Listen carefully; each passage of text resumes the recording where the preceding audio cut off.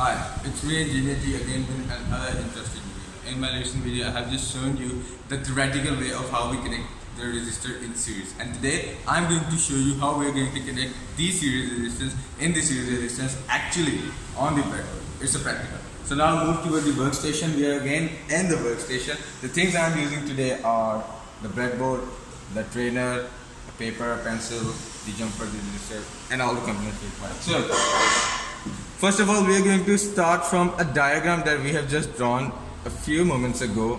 Not actually in this video, but I have just did it as my work. So we will just start from the diagram. Okay, if we analyze the diagram here, we are going to see R1 connected to R2 connected to R3 in the series along with the DC source. The head of the R1 is connected with positive terminal, and the tail of the head of the R2 is connected to the tail of the R1, and vice versa, where R3 is connected to a negative terminal. I'm going to use this diagram and just design the same breadboard and just design the same circuit over the breadboard. So the value of R I'm using is 6.8 kilo ohm.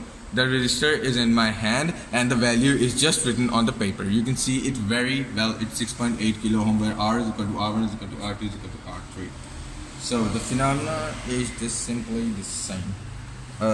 Just connecting the resistors here. I just don't connect it here because the circuit will be disconnected if I connect the next resistor in the next block. They are connected in a horizontal way, as I have just shown you in my first video, the breadboard. Okay, we are done. Okay, the series are connected. Now it's time to give it a source. I will use jumpers. Okay, the thing I'm going to use is today the next slots which I've never used.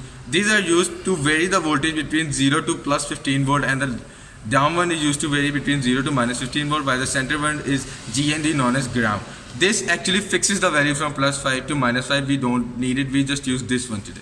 Okay, I'm going to connect the ground.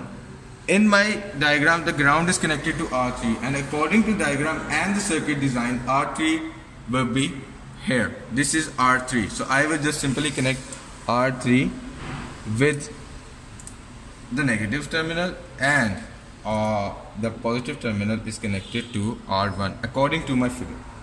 Actually, we design a circuit according to our figure. We are independent of our designing but dependent of the circuit given to us. Very well, folks, we are here done with our circuit. How does it operate now? The current will flow from here, from R1, R2, R3, and again toward ground, and ground again toward. This is how we are seeing the circuit, or the circuit is functioning. Okay, in resistance, in series, we have the resistance, sum of all the resistances. Like if I say I need a single resistance in place of these three resistors, so I would simply sum them up.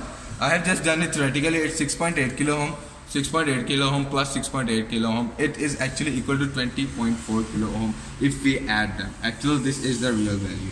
Okay, now I'm going to tell you about some basic features of this circuit. The current will remain constant in each of the component, while the voltage will divide equally because the value of resistance are equal. If value of resistance are different, the voltage will divide in different manners.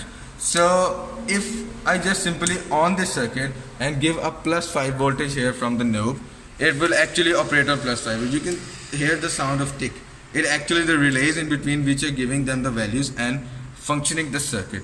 This is how our circuit is formed. This is how our circuit is act. Okay, now I'm going to show you how we can calculate the equivalent resistance via DMM. So first of all, I will just close my source.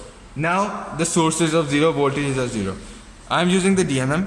Okay, the DMM. Everybody know how we are going to use the DMM. I will just simply set it on the resistance volt. It's in DC, I guess. It's in DC, I guess. Okay. Now I simply place the resistance at this end and the resistance at this end.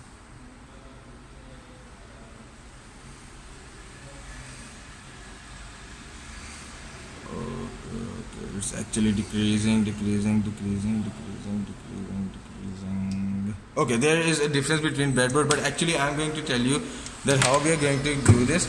We will connect this one, the one knob is here and the second knob is here, and we are going to get approximately 24 0.4 kilo ohm. Actually, the DMM is set on the mega ohm, so it is giving the value less than 20. It will be 0.2, and actually it was moving toward 0.2.